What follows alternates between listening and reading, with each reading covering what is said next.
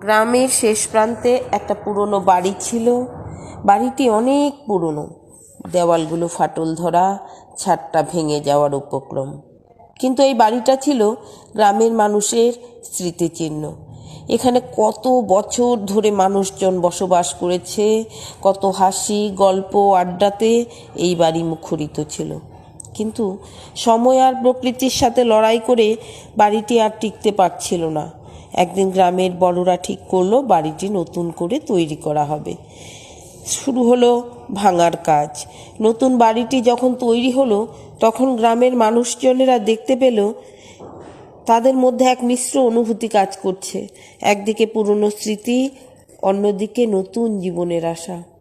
নতুন বাড়িটি আগের চেয়েও সুন্দর এবং আধুনিক হলো, কিন্তু পুরনো বাড়িটির স্মৃতিগুলো নতুন বাড়িতেও মিশে গিয়েছিল। এই গল্পটি শুধু একটি বাড়ির গল্প নয়, একটি পুরনো স্মৃতি এবং নতুন জীবনের একটি মিশ্রণ। এখন এটি আমাদের জীবনেরও একটি প্রতিচ্ছবি, যেখানে পুরনো স্মৃতিগুলি আমাদের পথ দেখায় আর নতুন জীবন আমাদের এগিয়ে যেতে সাহায্য করে। কেমন লাগলো গল্পটি?